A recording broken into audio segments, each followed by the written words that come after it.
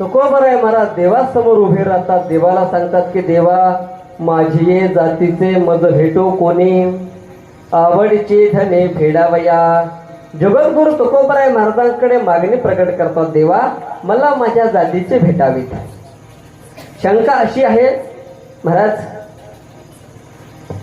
आता या अभंगामध्ये एक शंका अशी आहे, जे नेहमी कीर्तनाला प्रवचनाला येतात ते म्हणतात की महाराज अहो जातीपातीचं राजकारण हे देवाला सुद्धा मान्य नाही, संतांना सुद्धा मान्य नाही, आणि तुम्ही अभंग घेतलाय माझी जातीचे मज भेटो कोणी. आपण देवाला विचारू, संतांना विचारू की संत ज्ञानोबा यांना विचारू आपण, ज्ञानदादा ओ ज्ञानदादा सांगा ना, तुम्ही उच्च कुळामध्ये अवतराला आलात, तुमचा अभिप्राय. ज्ञानोबा सुद्धा हे सांगतात, ऐका ना माझा अभिप्राय तोच आहे, न पाहे या ते कुळाचा विचार, मला कोणत्याही जातीचा विचार करायचा नाही. महाराज सांगतात की न पाहे या ते कुळाचा विचार, या ते कुळ माझे गेले हरप.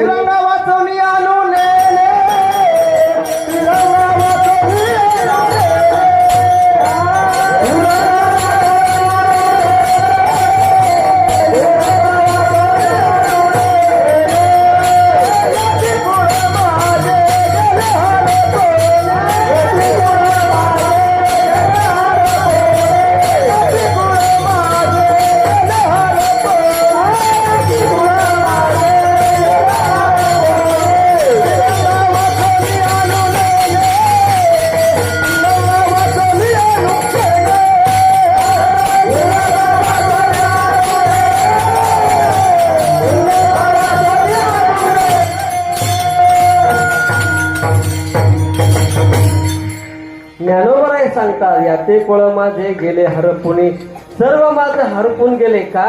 जो फक्त भगवान परमात्म्याचे नामचिंतन करतो तो खऱ्या अर्थाने मला आवडतो. संतांनी सांगितलं ठीक आहे, देवाला विचारू, देवा तुमचं काय अभिप्राय. देव तर सांगतात उंचणीच काही नेने भगवंत, तेष्टे भाव भक्ती देखून या. देव सांगतात अरे मी फक्त भाव बघत असतो, कोणत्या जातीचा आहे याचा कधी विचार करत नाही. मग जगद्गुरु तुकोबराय महाराज, देवाला जातीपातीचं राजकारण मान्य नाही, संतांना जातीपातीचं राजकारण मान्य नाही, मग तुमचा अभिप्राय तुम्ही का म्हणता माझी जातीचे मज भेटो कोणी, का तुम्हाला भेटावे तुमच्या जातीचे. तर महाराजांना आपण विचारू, महाराज तुम्ही अभंगात काय तुमची जात सांगितली नाही, परंतु तुम्हाला ज्याची आवड आहे, जे तुम्हाला भेटण्यासाठी इच्छा करत आहे त्याची जात ऐका ना. एक तर काय आहे जात विचारू नाही. आता मी कीर्तनाला आलोय, मला काही कोणी जात विचारली नाही, परंतु चला नवले पाहुण्यांचे पाहुणे बनसोडे पाहुणे आणि बनसोडे पाहुण्यांचे आम्ही लोंढे पाहुणे, बरोबर. मग एकाची जात कळली की दुसऱ्याची कळते, म्हणजे तुमचे पाहुणे का. मग ठीक आहे तुकोबर आहे, तुमची नका ना सांगू, परंतु जे तुम्हाला पाहिजे त्यांचे तरी सांगा. तुकोबर काही सांगायला तयार नाही, आणि आपण ती 9 वाजेपर्यंत शोधल्याशिवाय काही थांबणार नाही. आणि जर नाही सापडली तर काकड्याचा वेळ होईपर्यंत आपलं कीर्तन चालू ठेवू.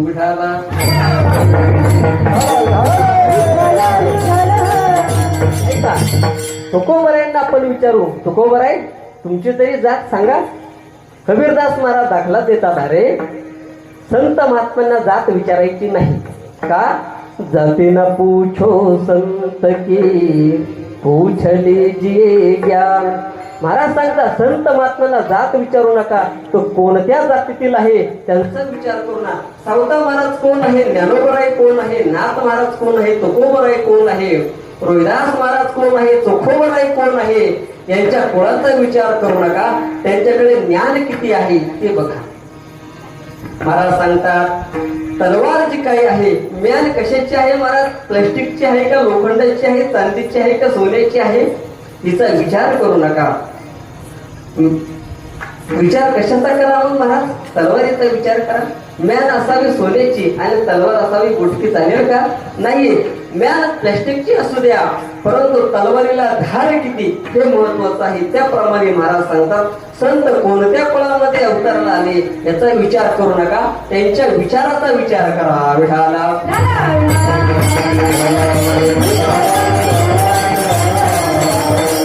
तुकोबराय महाराजांना आपण विचारू, महाराज तुम्ही ब्राह्मण आहात का?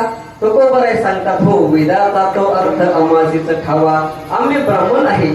जगद्गुरु तुकोबराय महाराज तुम्ही क्षत्रिय आहात का? हो मी क्षत्रिय आहे. रात्रंदिवस आम्हा युद्धाचा प्रसंग. जगद्गुरु तुकोबराय महाराज तुम्ही वैश्य आहात का? तुकोबराय सांगतात हो मी वैश्य आहे. तो का म्हणे हित होय तो व्यापार, आम्ही उत्तम रीतीचा व्यापार केला महाराज. तुकोबराय महाराज तुम्ही शूद्र आहात का? तुकोबराय सांगतात हो मी शूद्र आहे. कशावरून? बरे झाले तेव्हा कुंभियाचे वंशी. जगद्गुरु तुकोबराय महाराज तुम्ही ब्राह्मण आहात, तुम्ही क्षत्रिय आहात, तुम्ही शूद्र आहात, तुम्ही वैश्य आहात. तुकोबराय तुम्ही आहात तरी नेमके कोण? खऱ्या अर्थाने सांगू का, या अभंगामध्ये आपली 18 पगडची काही जात आहे, या जातीचा विचार आणि अभंगाचं साम्य अजिबात नाही. जगद्गुरु तुकोबराय महाराज सांगतात मला माझ्या जातीचे भेटावे. कशासाठी? तर महाराज सांगतात मला माझ्या जातीचे भेटावे म्हणजे माझ्या विचाराचे भेटावे. दोन जाती आपल्याला सांगता येईल, एक आहे लौकिक जात आणि एक आहे अलौकिक जात. थोडस खाली येऊन सांगायचं झालं तर एक आहे रक्ताची जात आणि एक आहे विचाराची जात. मी आता प्रश्न विचारतो, रक्ताची जात एक जरी असेल परंतु विचाराची भिन्नता जर आली तर जीवन हे अधोगतीला जात असतं. आणि दोन रक्ताच्या जाती जरी नसल्या परंतु विचार जर एकत्र आले तर जीवन सफल होत असतं. ऐका, माता भगिनीने एक प्रश्न विचारतो माता मावलांनो की हिरण्यकश्यपू आणि प्रल्हाद यांचं काय नातं आहे? पाठीमागे बसलेल्या झोपल्या तर नाही ना? काय नातं आहे त्यांचं? पिता आणि पुत्र ह्या दोघांचं नातं. बरोबर आहे, रक्ताची जात एक आहे महाराज. परंतु व्हायचं असं, हिरण्यकश्यपूने आपल्या राजवाड्यामध्ये दौंडी दिली, नाव घेऊन येते देवाचे. हे ब्रीद हिरण्यकश्यपूचे, माझ्या नगरीमध्ये कुणाही देवाचं नाव घ्यायचं नाही, माझी सक्त ताकीद तुम्हाला आहे. ठीक आहे, परंतु त्यांच्याच पोटी भक्तराज प्रल्हाद अवताराला येतात आणि तेच भक्तराज दिनरजनी हाची धंदा भगवान परमात्म्याचं खरे अर्थाने भजन करू लागले. सांगायचं एक आहे, रक्ताची जात एक आहे, परंतु विचार मात्र भिन्न भिन्न आहे. म्हणून तर खऱ्या अर्थाने भगवान परमात्म्याला अवताराला येऊन ज्याप्रमाणे व्याकुळ झालेला सिंह त्या भोगडाला फाडत असतो त्याप्रमाणे भगवान परमात्मा इथे येऊन हिरण्यकश्यपूला फाडतात. का? ही विचाराची जात एक नाही महाराज. रक्ताची जात जरी एक असली तरी पण आता सुद्धा आपले बरेच बापलेक आहेत ना महाराज. बरेच बापलेक असे आहेत, एकाला घेतल्याशिवाय जमत नाही आणि एकाला घेतलेली जमत नाही, असे बापलेक आहेत ना. याही काळामध्ये तसंच होतं. म्हणजे विचार भिन्न, रक्ताची जात जरी एक असली तरी अधमगतीला ते गेले. आता मला सांगा, विचाराची जात एक आहे. ऐका, ज्ञानोबराय, निवृत्तीदाता, सोपान काका आणि मुक्ताबाई चारही भावंड अलंकापूर नगरीमध्ये येतात. चोखोबराय दिसत नाही, चोखोबरायांना शोधून आपल्या मंडपामध्ये आणलं. नामदेवराय दिसत नाही, नामदेवरायांना आणलं. सर्व समकालीन संत सावता महाराज त्यांना एकत्र बोलवलं आणि एकत्र बोलवल्यानंतर सर्वांनी काला केला महाराज. कुठे? चंद्रभागेच्या वाळवंटामध्ये. आणि काला केल्यानंतर सर्वांनी सांगितलं, हो ज्ञानदादा ऐका ना, तुमची मातेचं छत्र हरपल्यानंतर तुम्ही दुःख क्लेश न करता संपूर्ण जगताला आई बनून आधार दिला. मग आता आमचं ऐका ना, हो ज्ञानदादा द्या ना आम्हाला तो प्रसाद. महाराज ज्ञानोबराय उच्च वर्णीय असून सुद्धा सर्व समाज बांधवांना खऱ्या अर्थाने प्रसाद वाटला. का? विचाराची जात एक विठाला विठाला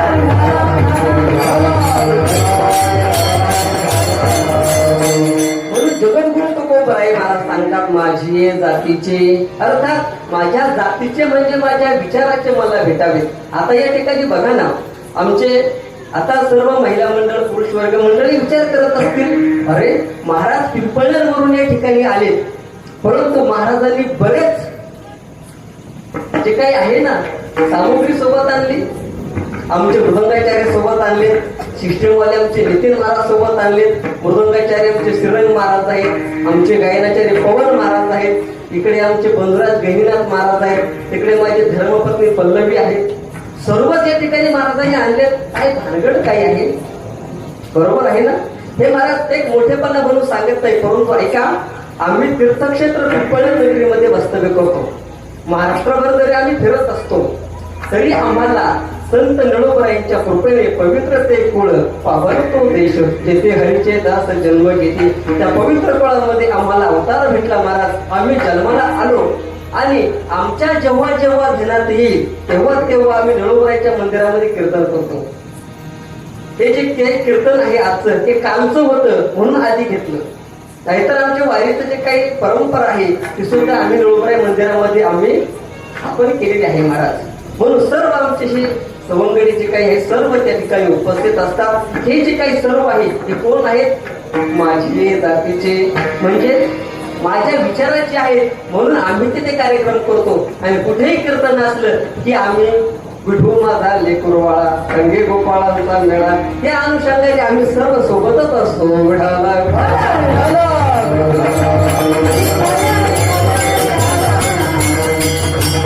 असे जगद्गुरु तुकोबराय सांगतात माझी जातीचे मज भेटो कोणी. कशासाठी महाराज? तर माझ्या मनामध्ये आवड आहे. कसली आवड? माझ्या मनामध्ये जी काही आवड आहे आवडीची देणे फेडावया. अहो तुम्ही त्याची जात काय सांगितले ठीक आहे महाराज, परंतु त्याचं लक्षण काही सांगा ना. तर तेच लक्षण महाराज अभंगाच्या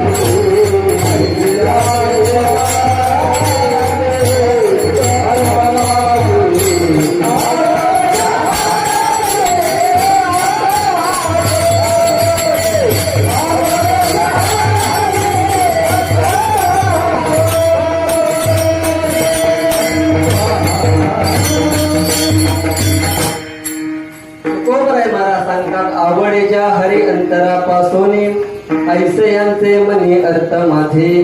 जगद्गुरु तुकोबराय महाराज तुम्ही सांगतात की लक्षण सांगतात. काय लक्षण सांगितलं? ज्यांना अंतकरणापासून हरी आवडतो त्याच्याविषयी माझ्या मनामध्ये प्रेम आहे असं एखादं उदाहरण आहे का? तर जगद्गुरु तुकोबराय महाराज सांगतात चला गोकुळामध्ये भगवान कृष्णाच्या कलखंडामध्ये जे काही गोपिका होऊन गेल्या महाराज, आपल्या पोटाची खळगी भरण्यासाठी दहीदूध ताक लोणी डोक्यावरती घेऊन मथुरेच्या बाजारामध्ये विकण्यासाठी जातात. आणि तिथे गेल्यानंतर जो काही माल विकण्यासाठी नेलाय त्याची आवाज न देता, आरोळी न देता त्या म्हणायच्या गोविंद घ्या कोणी दामोदर घ्या गे, गोविंद घ्या दामोदर घ्या का म्हणायच्या? तर तुकोबराय महाराज सांगतात आवडेच्या हरी त्यांना भगवान परमात्मा अंतकरणापासून आवडायचा, म्हणून दही घ्या दही म्हणण्यापेक्षा, दूध घ्या दूध म्हणण्यापेक्षा गोविंद घ्या कोणी दामोदर घ्या. म्हणून महाराज सांगतात की जे काय आहे ज्यांना भगवान परमात्मा आवडतो त्यांच्याविषयी माझ्या अंतकरणामध्ये प्रेम आहे. महाराज आम्हाला सर्व काही ठीक आहे, परंतु तो कधी तुम्हाला भेटायचा? आमचं काही घड्याळ थांबायला तयार नाही, 8:30 वाजून गेलेत, आता लवकर सांगा ना. जगद्गुरु तुकोबराय महाराज म्हटले तुम्हाला भेटेल, नक्कीच भेटेल. कसा भेटेल? आणि तो मला भेटण्यासाठी माझा जीव आणि माझे नयन कासावीस झाले. जीव होतो कासावीस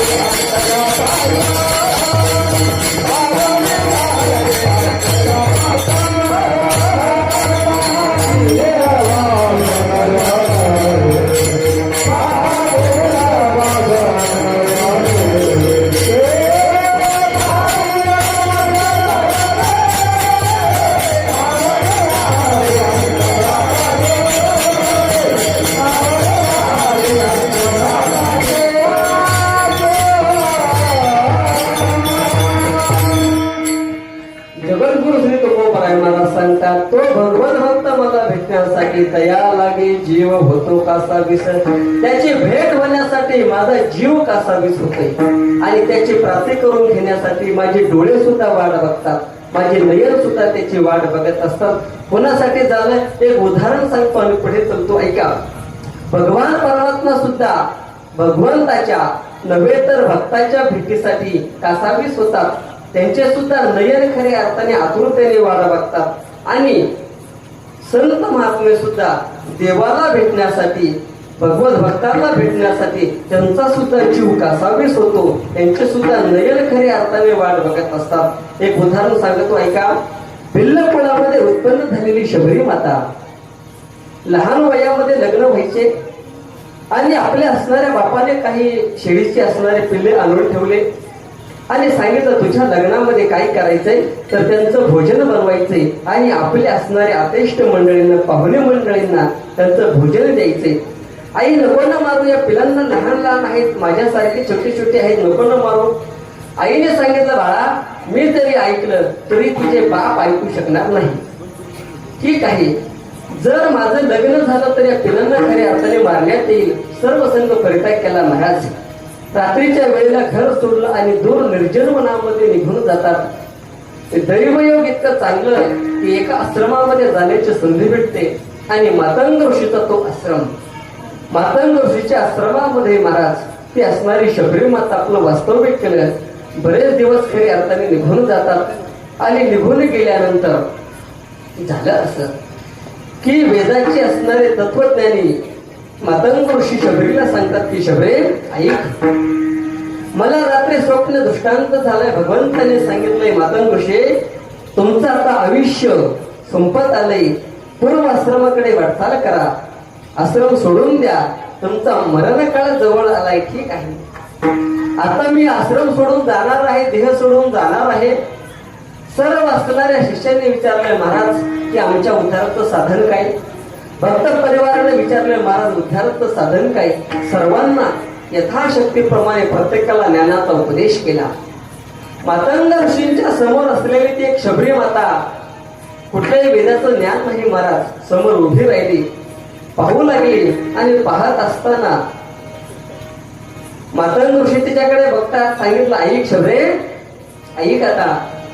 ज्या मातंग ऋषीने आयुष्यभर ग्रंथाचं सार ग्रहण करून विद्यार्थ्यांना वाटलंय, त्या मातंग ऋषीला अजून देवाचं स्वप्नात सुद्धा दर्शन नाही.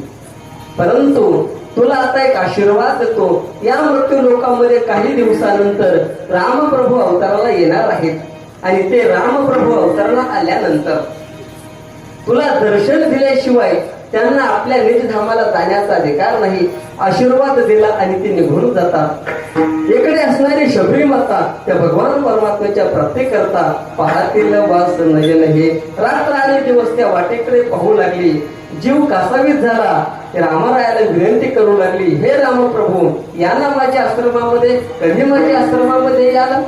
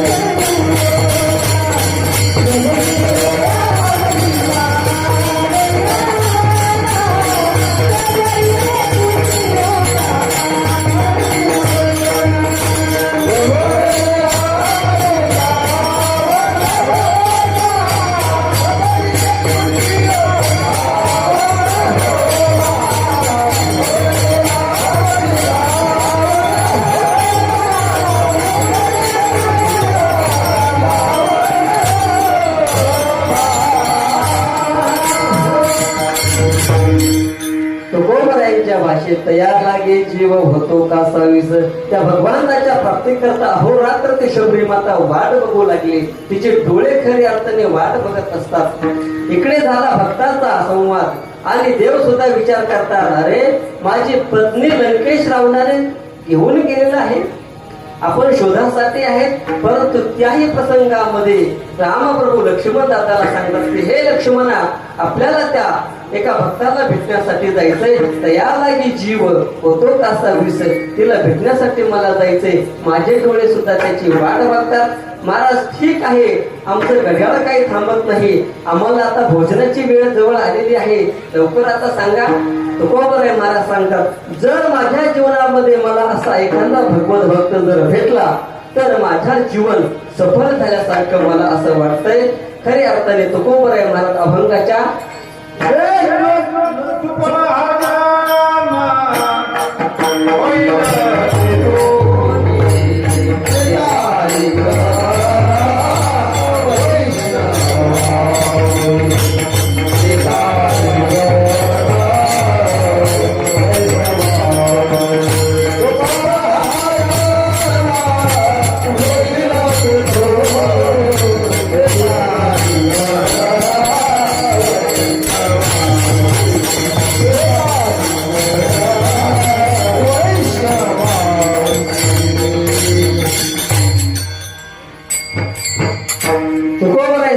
सुफल हा जन्म होईल तेथुनी देता आलिंगन वैष्णवांशी.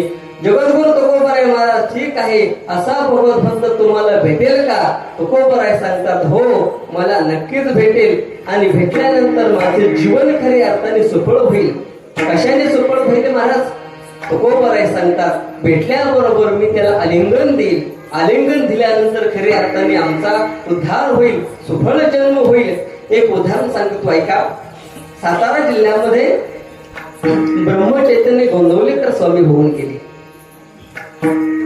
नैमिषा अरण्यामध्ये की जेथे आम्ही श्रीमद भागवत कथा केली असं असणारं ते ठिकाण, त्या नैमिषा अरण्यामध्ये 25 वर्षाचं तप केलं महाराज. भगवान रामप्रभूंचा खऱ्या अर्थाने आशीर्वाद प्राप्त झाला. परंतु या भूमीमध्ये तप करण्यापेक्षा बुडतही जन न देखवे डोळा येतो कळवळा म्हणून या सर्व संघ परित्याग केला महाराज. पुन्हा महाराष्ट्राच्या भूमीमध्ये आले. सातारा भूमीमध्ये गोंदवले नावाचं गाव आहे. तिथे एक आश्रम स्थापन केलं. आश्रमामध्ये राहू लागले. अनंत भक्त परिवार त्यांच्या दर्शनासाठी यायचा. सर्वांना ज्ञानात असणारा आदान प्रदान खऱ्या अर्थाने करू लागले. बरेच दिवस असे निघून गेले. परंतु एक दिवशीचा प्रसंग असा, एक गावातील एक तरणा बांड तरुण मुलगा त्यांच्या दर्शनासाठी येत आहे. परंतु वाईट व्यसनाचा थोडासा नाक. परंतु आले, चरणावरती दंडवत घेतलं की स्वामी मला तुमच्या आश्रमामध्ये वास्तव्य करून द्याल. महाराजांनी सांगितलं, अरे जिथे आस संपते तिथून श्रमाची सुरुवात होत असते. त्याचंच नाव आश्रम आहे. ये ना राहणं या आश्रमामध्ये राहू लागला. परंतु जे काही खोड आहे, जे काही व्यसन आहे ते खऱ्या अर्थाने सुटत नाही. एके दिवशी ब्रह्मचैतन्य गोंदवलेकर स्वामी भजन चालू असताना सर्व विद्यार्थी समवेत आहेत, भाविक भक्त समोर आहेत, भजन चालू आहे. आणि हा असणारा शिष्य याने तो भजन मंडप सोडून निघून गेला. कुठे गेला? नदीच्या काठावरती गेला. आणि गेल्यानंतर एका स्त्री समवेत क्रीडा करू लागला. रात्र सरवून गेली. इकडे भजन सुद्धा पहाटेच्या वेळेला संपलं. ब्रह्मचैतन्यकर गोंदवलेकर स्वामी पाहू लागले, अरे कुठे गेला माझा शिष्य? आणि पाहिल्यानंतर येथे नाही. त्याचे गुण महाराजांना माहिती असल्यामुळे रात्रभर गावामध्ये शोधत त्या नदीच्या काठावरती गेले. तर त्यांना असं दृश्य दिसलं की एक स्त्री आणि हा शिष्य खऱ्या अर्थाने विवस्त्र अवस्थेमध्ये बसलेला आहे, निद्रिस्तावस्थेमध्ये आहे. अरे रे, तोंडातून उद्गार गेले, अरे ज्या नरदेहाने भगवान परमात्म्याची प्राप्ती करून घ्यायची, हा असणारा नरदेह विषयामध्ये राहून दुर्गतीला जाणार आहे. आपल्या खांद्यावरती असणारं उपर्ण काढलं, त्याच्या देहावरती टाकलं आणि गोंदवलेकर स्वामी आपल्या आश्रमात घेऊन आले. सकाळ झाली महाराज. कामातुरा नाम भयम लज्जा. सकाळ झाल्याबरोबर सूर्याचे प्रखर तेज चेहऱ्यावरती पडले. जाग आली, अरे माझ्या असणाऱ्या गुरुजींचं उपर्ण माझ्या अंगावरती गुरुजी येथे आले होते की काय असं मनामध्ये आलं. आणि आल्याबरोबर शरण गेलं पाहिजे महाराज. सर्व सोडून दिले महाराज. धावत पळत सुटले. आणि पळत सुटल्याबरोबर जोरात महाराज गोंदवलेकर स्वामींना मिठी मारली, आलिंगन केलं. परिणाम असा झाला महाराज की ब्रह्मचैतन्य गोंदवलेकर स्वामींनी त्यांना उपदेश केला, ऐक तू आता इथे राहायचं नाही. मग कुठे जायचं सांगितलं? हरिद्वार सारख्या ठिकाणी जा. पवित्र असणाऱ्या गंगेच्या काठावरती तप कर. आणि तप करून एक दिवस तू वेदांताचा आचार्य बनशील. महाराज तुकोबराय महाराज हे सांगता, सुफळ हा जन्म होईल तेथून. एका वाईट स्त्रीच्या संगतीमध्ये असणारा एक तरुण महाराजांना आलिंगन दिल्याबरोबर, शब्दाचा आशीर्वाद घेतल्याबरोबर हरिद्वार सारख्या ठिकाणी गेले. आणि आज वेदाच्या याच्यामध्ये मी जेव्हा हरिद्वार भूमीमध्ये वेदाचं अध्ययन करण्यासाठी होतो महाराज, एक आदराने त्यांचं नाव घेतलं जातं महाराष्ट्राचं. का? तुकोबराय ते सांगता, तुका म्हण सुफळ हा जन्म होईल तेथून देता अलिंगन वैष्णवांशी. असं अलिंगन दिल्यानंतर काय होईल? जीवन सुद्धा सार्थक होईल. महाराज सांगतात, अलिंगने संतांची या दिव्य झाली माझी काया. म्हणून असा भक्त भेटल्यानंतर आपलं जीवन खऱ्या अर्थाने आनंदाला जात असतं. तुमचं आमचं सुद्धा असं जर व्हावं असं वाटत असेल, तुम्ही आम्ही सुद्धा पंढरीची वारी, आळंदीची वारी, पिंपळनेरची वारी महाराज केली पाहिजे. का करायची? समवेत दिंडीमध्ये गेल्यानंतर वारकरी भेटेल, कोणी ना कोणी, कोण चाले कोणा घडे उपासना महाराज. कोणाची उपासना कशी असेल, सहज त्यांच्या ऐकता गोष्टी जरी ऐकल्या तरी कल्याण होईल, अलिंगन दिलं तरी कल्याण होईल. मग असं कल्याण तुमचं आमचं होणार आहे. दिंडीमध्ये तेच आपण भजन करत असतो. आणि तेच एकदा भजन आपल्याला आपल्या या गावामध्ये करायचं आहे. इतके वेळ काही कुणाला मी त्रास दिला नाही. कोणी कसं बसलंय, कोण नाकात बोट घालतंय, कोण मोबाईल मध्ये बघतंय, कोणी पाय वर केलेत, कोण चष्मा काढून पुसतंय, कोण मोबाईल बघतंय. कोणाला काही त्रास आहे का साहेब? नाही ना. मग आता सर्वांनी माझ्यासाठी एक त्रास घ्या. काय? जे जे घरून येताना हात घेऊन आलेत, जे जे जेवण्यासाठी तोंड घेऊन आलेत, म्हणजे अर्थ वेगळा नाही ना, का तोंडाशिवाय जेवणच नाही ना महाराज. म्हणून सर्वांना एकदा विनंती आहे, एकदा मोठ्या प्रेमाने हात वर करा आणि मुखाने त्या भगवान परमात्म्याचं नाव घ्या. विठोबा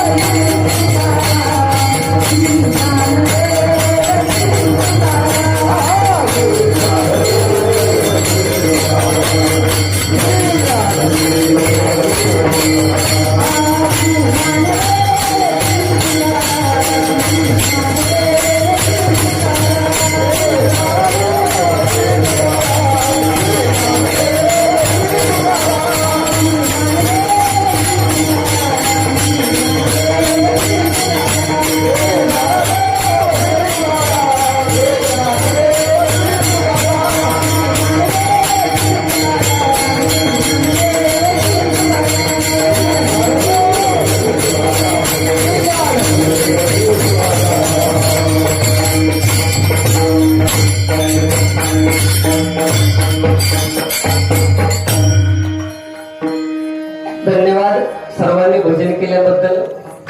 असंच भजन केलं पाहिजे महाराज, कारण की जोपर्यंत जीवनामध्ये भजन नाही तोपर्यंत जीवनामध्ये भोजन नाही. आज आपल्याला देवाकडे हेच मागायचं, देवा आजपर्यंत आम्ही केलेले भजन तुझ्या चरणाजवळ वाहत आहे, उद्या आम्हाला प्रसाद द्या. कसा?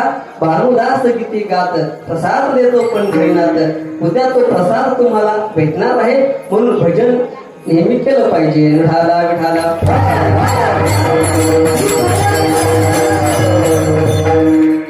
जगद्गुरु श्री तुकोबराय महाराज सांगतात, माझी जातीचे मग भेटो कोणी, कशासाठी? तर आवडीची धनी फेडावया.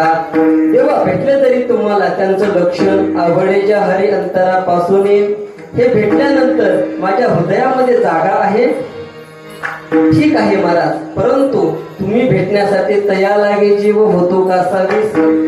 पाहतील वास नयन हे भेटल्याबरोबर सुफळ हा जन्म होईल तेथून, देता आलिंगन वैष्णवांशी.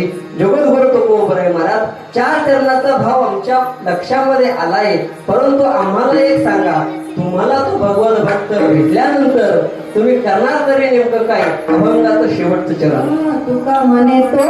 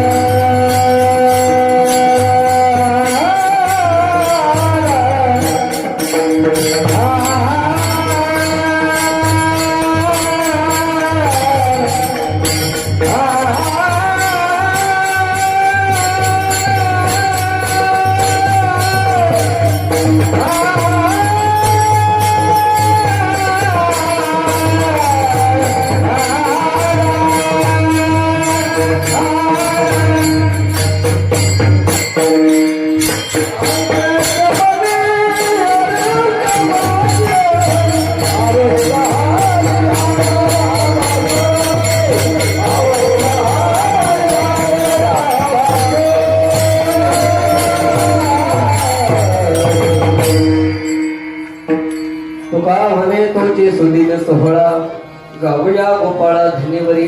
जगद्गुरु तुकोबराय मला सांगतात की असा जर भगवंत भक्त मला भेटला तर आम्ही काय करीन तर भगवंताचं भजन करू. कारण की दोन जर महाराज एकत्र आले, दोन जर साधू एकत्र आले तर काय करतात महाराज सांगतात, हरिजन से हरिजन मिले तो होवे दो बात. देखील महाराज सांगतात जर दोन गाढव एकत्र आले तर काय होईल, गधा से गधा मिले तो खावे दो लाख. त्याप्रमाणे महाराज सांगतात जसे एकत्र येतील, दोन बेवडे जर एकत्र आले त्यांची चर्चा वेगळी, दोन राजकारणी एकत्र आले तर त्यांची चर्चा वेगळी, तसे दोन जर हरिभक्त एकत्र आले त्यांची चर्चा वेगळी, दोन जर मृदंगाचार्य एकत्र आले तर त्यांची चर्चा वेगळी. महाराज जर दोन गायक एकत्र आले त्यांची चर्चा वेगळी, दोन कीर्तनकार एकत्र आले त्यांची चर्चा वेगळी. तसं महाराज सांगतात जर आमच्यासाठी जर भेटले तर आमचं जीवन खऱ्या अर्थाने सुफल झाल्यासारखं होईल, तो दिवस आमचा धन्य होईल. म्हणून तुकोबराय सांगतात तुका म्हणे तोची सुदीन सोहळा गाऊया गोपाळा धनेवरी. आम्ही त्या भगवान परमात्म्याचं नाम चिंतन करू, त्या भगवंताचं भजन करू, त्या संतांचं भजन करू. कोणत्या संतांचं भजन करायचंय काय एकदा ना ज्ञानेश्वर